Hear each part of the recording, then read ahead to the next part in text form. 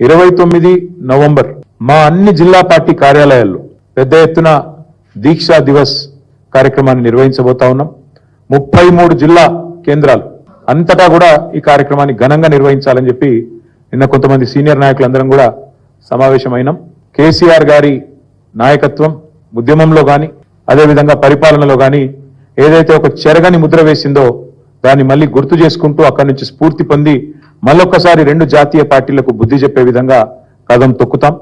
29 November నాడు దీక్షా దివస్తో తెలంగాణ వ్యాప్తంగా మా పార్టీ శ్రేణులు ఎక్కడికక్కడ కదం తొక్కాలని చెప్పి కూడా విజ్ఞప్తి చేస్తూ ఈ కార్యక్రమానికి అన్ని జిల్లాలకు కూడా సీనియర్ నాయకులను ఇన్ఛార్జీలుగా నియమిస్తా ఉన్నాం.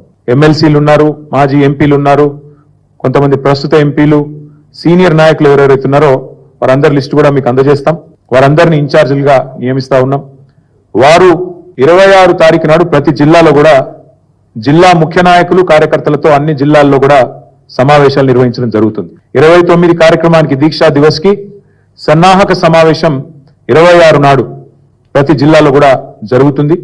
దాని తదనంతరం 27, 28 కార్యక్రమాలు కూడా చేసుకొని 29 నాడు దీక్షా దివస్ ని ఘనంగా నిర్వహించబోతా ఉన్నాం. ఎక్కడైతే కేసీఆర్ గారు అల్టిమేట్ గా తన దీక్షను ఫలవంతం చేసి ఆనాడు తెలంగాణ ప్రజల దశాబ్దాల కోరిక అయిన తెలంగాణ రాష్ట్రాన్ని సాధించడంతో డిసెంబర్ 9 నాడు ముగించారు.